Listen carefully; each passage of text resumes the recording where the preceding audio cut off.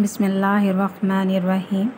अस्सलामुअलैकुम अज़ीज़ तलबा, उम्मीद है कि आप सब खैरियत से होंगे।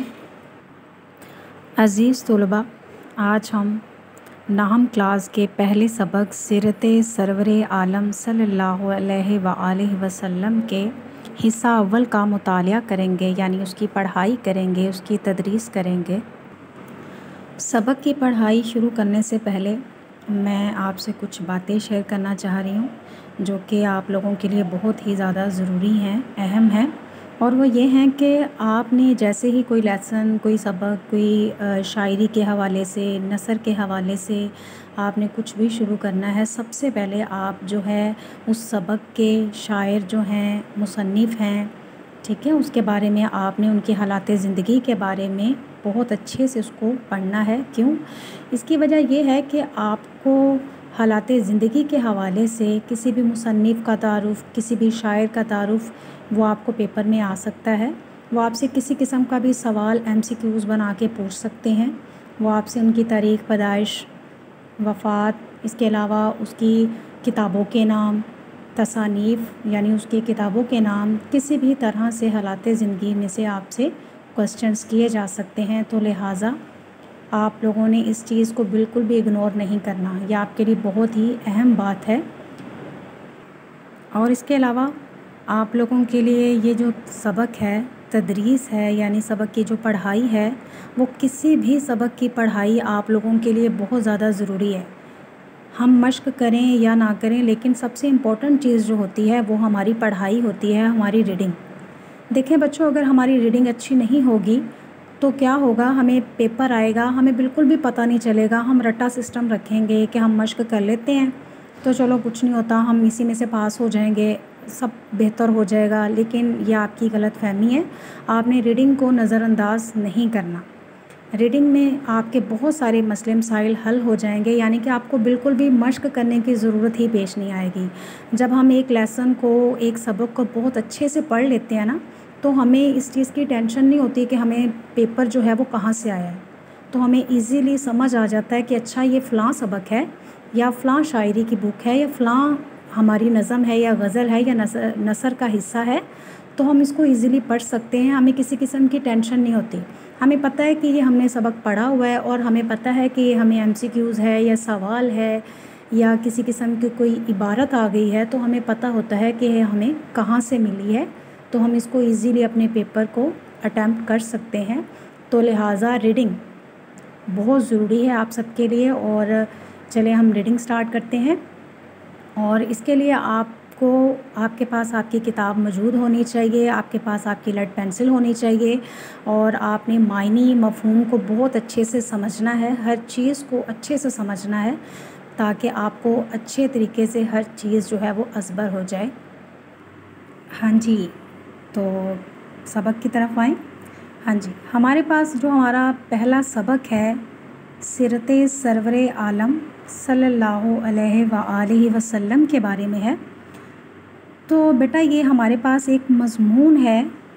मज़मून जो है वो उसे क्या कहते हैं, मज़मून जो है हमारे कह लें कि सिनफ़ नसर के एतबार से ये हमारा एक मज़मून है। आपको पता होना चाहिए कि हम जो लेसन पढ़ रहे हैं वो है क्या। अब मज़मून जो है, ज़ाहिर सी बात है, इससे पहले, लेसन से पहले हम ये जानना चाहेंगे कि मज़मून है क्या। मज़मून बेटा ये होता है कि हम अपने ख़यालात, जज्बात का इज़हार करते हैं, लेकिन तहरीरी सूरत में, यानी लिख के करते हैं, उसको कहते हैं मज़मून।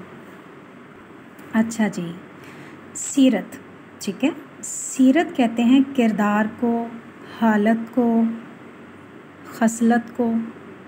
इसके अलावा सरवरे यानी बादशाह, आलम यानी दुनिया सबक का हमारा नाम है, और आप इसके मायने ज़रूर लिखिएगा।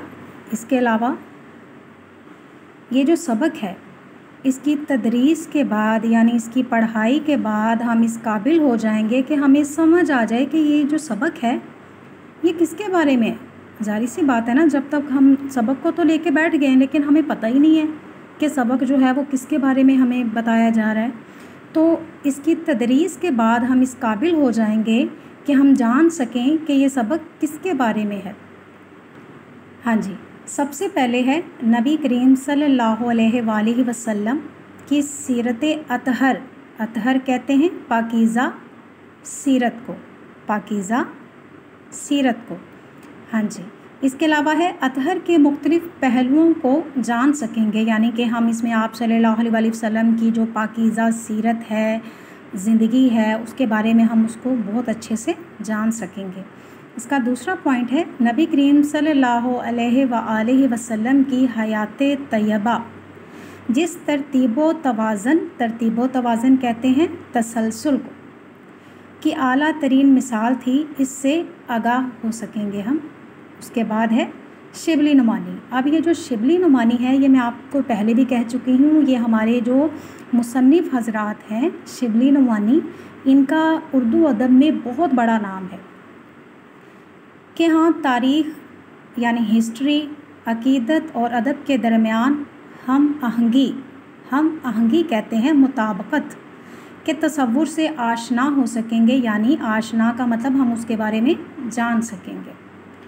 उसके बाद है सीरत निगारी के फ़न से रोशनास हो सकेंगे, यानी कि सीरत निगारी कहते हैं यानी आप सल्लल्लाहु अलैहि वसल्लम की ज़िंदगी को लिखना, जो कि बहुत मुश्किल है, आसान काम नहीं है। फ़न कहते हैं हुनर को, रोशनास यानी आगाही। इसके अलावा हम इस काबिल हो जाएंगे कि आप सल्लल्लाहु अलैहि वसल्लम की ज़िंदगी के यानी आपके किरदार, आपकी हालत के बारे में, ज़िंदगी गुजारने का जो आपका अंदाज़ है, उसके बारे में हम जान सकेंगे। चलें जी, अब सबक की पढ़ाई की तरफ आते हैं। तो अखलाक का एक दकीक नुक्ता ये है, अखलाक कहते हैं किरदार को, दकीक यानी गहरे। अखलाक का एक दकीक नुक्ता ये है कि इंसान अपने लिए अखलाक़े हुस्ना का जो पहलू पसंद करे, अखलाक़े हुस्ना यानी अच्छा इखलाक, पहलू यानी हिस्सा, इसकी इस शिद्दत से पाबंदी करे। पाबंदी कहते हैं यानी शिद्दत का मतलब है सख्ती से किसी बात पे अमल करना, शिद्दत से इस पाबंदी करें और इस तरह दायमी कहते हैं हमेशा, यानी कि जो हमेशा रहने वाली है। और गैर मुतबद्दल कहते हैं जो कि तब्दील ना हो सके, उसको कहते हैं गैर मुतबद्दल तरीके से इस पर अमल करे कि गोया वो अपने इख्तियार के बावजूद इस काम के करने पर मजबूर है और लोग देखते देखते ये यकीन कर लें कि इस शख्स से इसके अलावा और कोई बात सरजद हो ही नहीं सकती, यानी कि इस शख्स के अलावा ये काम कोई और शख्स, कोई और बंदा कर ही नहीं सकता, यानी इस शिद्दत से उस पे अमल किया जाए। गोया इससे ये अफ़ाल इस तरह सादर होते हैं, अफ़ाल कहते हैं काम को इस तरह सादर होते हैं, सादर कहते हैं सरजद होना, जैसे आफ़ताब से रोशनी, दरख्त से फल और फूल से खुशबू को ये खुसूसियात इनसे किसी हालत में अलग नहीं हो सकती। इसी का नाम इस्तकामत हाल यानी मुस्तकिल मजाजी और मुदावमत अमल है। मुदावमत, ठीक है, मुदावमत अमल है यानी हमेशा कायम रहना। इसका दूसरा पहरा है हज़रत सल्लल्लाहु अलैहि वसल्लम अपने तमाम कामों में इसी उसूल की पाबंदी फरमाते थे, जिस काम को जिस तरीक़ा से जिस वक्त आप सल्लल्लाहु अलैहि वसल्लम ने शुरू फरमाया, इस पर बराबर शिद्दत के साथ कायम रहते थे। यानी कि अगर आप सल्लल्लाहु अलैहि वसल्लम ने कोई काम शुरू किया है तो उस पर पाबंदी करते थे, यानी शिद्दत से उसकी पाबंदी करते थे। सुन्नत का लफ्ज़ हमारी शरीयत में इसी असूल से पैदा हुआ है, यानी सुन्नत कहते हैं आपके अमल को। शरीयत यानी वो काम जो अल्लाह ने बंदों के लिए मुकर्रर किया हुआ है, उसे सुन्नत कहते हैं।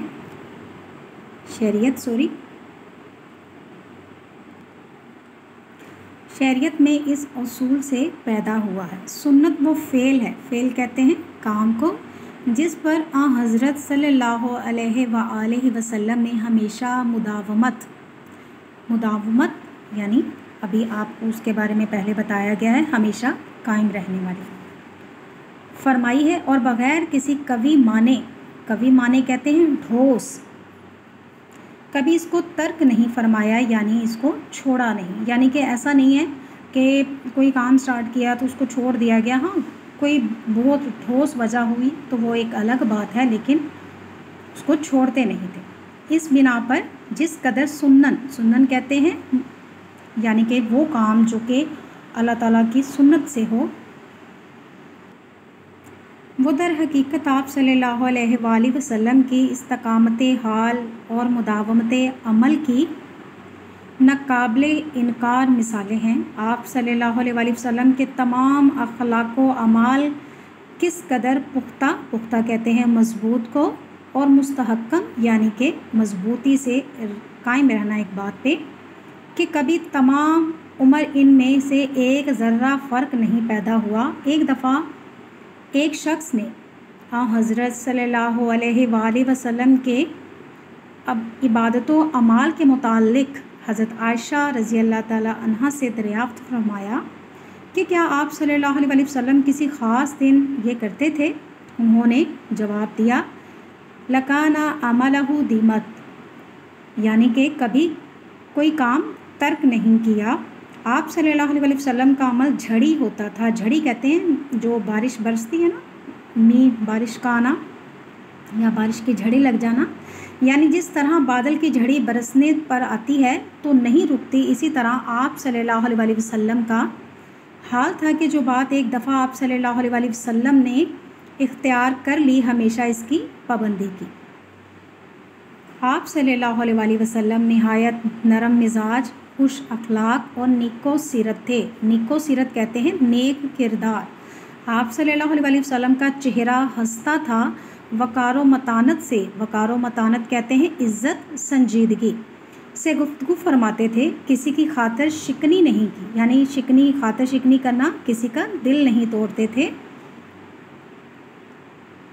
معمول کہتے ہیں عادت کو، کہ کسی سے ملنے کے وقت ہمیشہ پہلے خود سلام اور مصافحہ فرماتے یعنی ہاتھ ملاتے۔ کوئی شخص جھک کر آپ صلی اللہ علیہ وسلم کے کان میں کچھ بات کہتا تو اس کا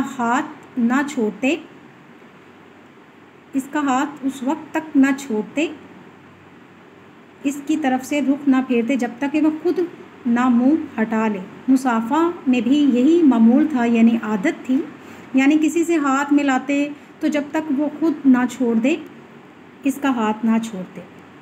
مجلس میں بیٹھتے تو آپ صلی اللہ علیہ وسلم کے زانو کہتے ہیں گھٹنوں کو، کبھی ہم نشینوں سے آگے نکلے ہوئے نہ تھے، یعنی کبھی بھی ہم نشینوں سے آگے نکلے ہوئے نہ تھے، یعنی محفل میں جو بیٹھے ہوتے ہیں اس کو کہتے ہیں ہم نشینوں۔